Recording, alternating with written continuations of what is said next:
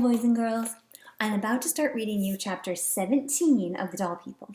If you remember, when we left off in chapter 16 yesterday, they had found Auntie Sarah, they had gotten her out from under the trunk, gotten her dress out from under there, but then they had to leave her upstairs because it was late and the Palmer family was going to be up soon, and they had to figure out how to get her hidden somewhere in the house so that the Palmers wouldn't think that she had just magically appeared in the dollhouse. So here we go. Annabelle Doll put her hand to her mouth and gasped. Once again, she had led the rest of the dolls to the attic, and now she was standing in the spot where Auntie Sarah had been trapped for so long, and Auntie Sarah wasn't there.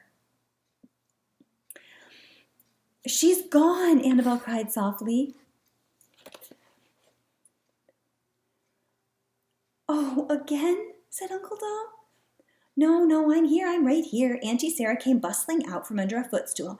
I thought I saw a fine male specimen of Philodromus dispar run under here, but I guess not. I can't find him anywhere." "Thank goodness," Annabelle murmured to Tiffany. "Are you ready to go downstairs, Sarah?" asked Mama. "To be discovered?" added Mom Funcraft. "I've never been so ready," replied Auntie Sarah. "All right then, let's go." This time, Papa led the way back to the attic stairs. "Mama, can Bailey and I stay in the attic and play?" "Not tonight, dear. We have an important job to do." "We have a mission," Tiffany whispered to Annabelle. "Well, can we come back tomorrow?" "We'll see." "Bobby, come on," said Annabelle. "If you're not going to take this seriously, then you should have stayed home with Nanny and the babies." "Children, that's enough," said Mama. "No arguing." As the dolls neared the bottom of the stairs, Annabelle began explaining things to Auntie Sarah. "Now, in case you don't remember, the door just to the right is where the parents sleep. Only now the parents are Annie and her husband. Grandma Catherine's room is downstairs. We'll pass Kate's and Nora's rooms on the way to the living room stairs," added Tiffany. "And once we're on the first floor, we should keep an eye out for the captain," said Annabelle. "I don't know where he stays now at night, and he's very crafty." But the dolls and the Funcrafts, with Annabelle and Tiffany and Auntie Sarah in the lead, made their way to the living room without running into any humans or the captain. Annabelle breathed a sigh of relief. "All right, now where is the captain's Auntie Sarah started to ask. She paused as she looked around the living room. "My, everything is so different. The furniture has been moved. No, wait. It isn't even the same furniture. And where is the radio?" "The Palmers don't listen to the radio much," said Bobby. "Mostly they watch TV." Of course, Auntie Sarah didn't know what TV was, even when Annabelle and Tiffany showed her the big TV that now sat where the radio had once stood. Because remember, it's been 45 years. There wasn't TV back then. And here. There is a picture of Auntie Sarah and Annabelle holding hands, and Annabelle's like pointing out things as they walk around. "Maybe someone will turn it on while you're waiting in the captain's bed," said Bailey. "Then you can see what it is." "It's sort of like a radio with moving pictures," Tiffany added helpfully, but Auntie Sarah said she couldn't envision it. "Well, anyway, here's the bed," said Tiffany, taking Auntie Sarah by the hand and pulling her to the horrible old sweater behind the armchair. "I'm sorry it's so hairy." Uncle Doll put his arm around Auntie Sarah. "You probably won't have to stay here for long." But suddenly Annabelle felt a prickle of alarm. "Oh no!" "What, Annabelle?" asked Papa. "What if the captain finds Auntie Sarah and takes her out of his bed and runs away with her? Or he might not play with her. He might not play with her in his bed, you know. Or what if none of the humans looks in the bed for a long, long time? Oh, why didn't we think of these things earlier? This was a stupid idea."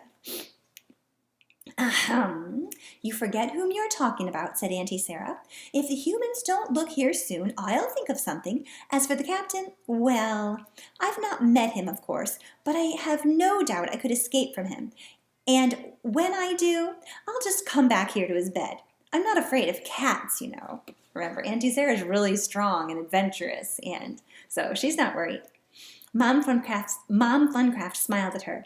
"We find the cats to be a wonderful source of exercise." Not to mention that they are fascinating to study, said Auntie Sarah. Now go on back to your houses, all of you. I'll be fine down here. With any luck, I'll see the TV before I come home. I'm certain I'll be back in a day or two. The dolls and the Funcraft said hasty goodbyes to Auntie Sarah.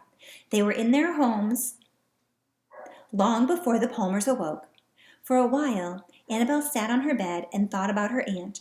She thought about finding her trapped in the attic.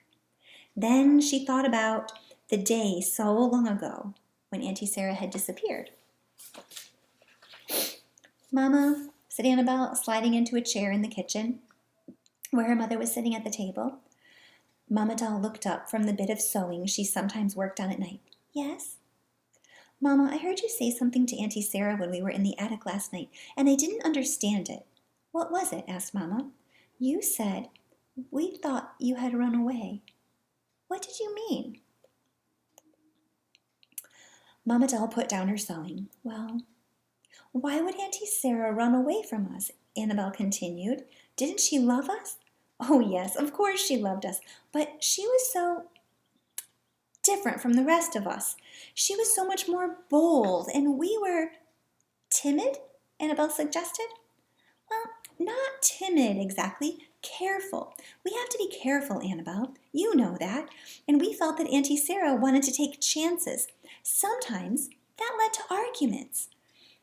Auntie Sarah thought we were holding her back from things that she wanted to do, and we thought Auntie Sarah was putting us in danger. So, when she disappeared, Annabelle interrupted again. When she disappeared, you thought she had run away. Yes, you thought she wanted to leave us. Which was a horrible thought, of course. So that's why you didn't look for her. You thought she didn't want to be found. Partly we were afraid to look. We felt terrible. Uncle Doll wanted to look for her. He wasn't sure she had run away, but Papa and Nanny and I were, and anyway, we never ever left the house on our own. Annabelle felt a tremendous sense of relief, as if something heavy had been lifted from her heart. So if I did disappear, you would come looking for me, even if you were a little afraid. I mean, if you thought something awful had happened and I wouldn't be returned by Kate or someone in a few days. Oh, yes, Annabelle, of course. Annabelle leaned forward and hugged her mother. The next day, Annabelle was in a frenzy of contained excitement. How could she just sit in her house waiting for someone to walk into Kate's room holding Auntie Sarah, especially when that might not happen for days and days? Annabelle knew she was impatient, but she thought anyone would be impatient in this situation. She could tell that even her parents and Uncle Doll and Nanny were having trouble behaving like dolls. While Kate was still in her room getting ready for school, the adults would shift their eyes toward the door as if they heard the slightest noise in the hall, like this. Even though they were supposed to be sitting perfectly still, right? Where was I? And the moment Kate left, Uncle Doll sat up from his place on the kitchen floor and said, "Oh, agony," which made Annabelle and Bobby laugh. It was shortly before noon that day, when the house was very quiet and only Grandma Catherine was at home, that the dolls heard a shriek. "Ah! Oh my stars!" Grandma Catherine cried from the living room. Immediately, the dolls heard her footsteps on the stairs. Annabelle crossed her fingers behind her back. "I'll be," said Grandma Catherine a moment later as she bustled into Kate's room. "After all these years, I wonder where the captain found you." Annabelle had been left in an awkward position on the floor next to the icebox, but she had a good view of the door to Kate's room. What is Grandma Catherine carrying? She's holding Auntie Sarah. Where did she find her? In the captain's bed. I bet you're right. Let's keep going. She watched as Grandma Catherine hurried to the doll's house with Auntie Sarah cupped in one hand. "Wow, Annie and Kate, won't Annie and Kate be surprised?" muttered Grandma Catherine. As she spoke, she dusted off Auntie Sarah's clothes, like you would if you had a special toy. You'd fuss with it and clean it up. And polished her arms and legs and face on the edge of her blouse. Then she clucked over the tear in her dress. "Why, "Your hand is chipped," she said. "Actually, you're quite a mess. Poor Auntie Sarah." And remember, this was Grandma Catherine's dollhouse when she was a little girl, and now she's a grandma.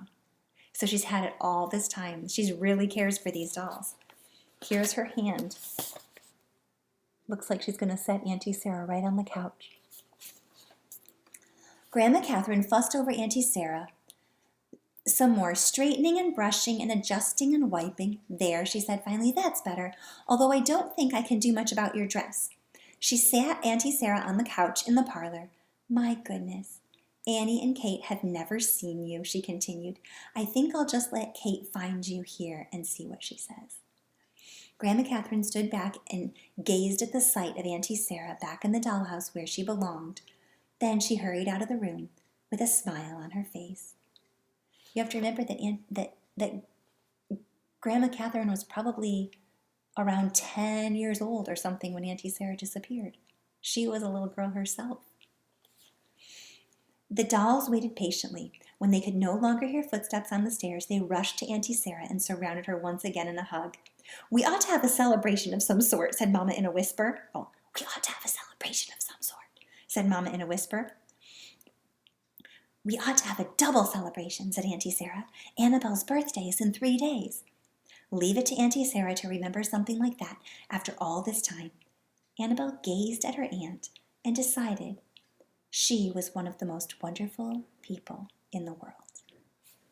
So Auntie Sarah is back in the dollhouse, and Annabelle and Tiffany found her. And we have one more chapter left, and we'll get that another day. Love you guys.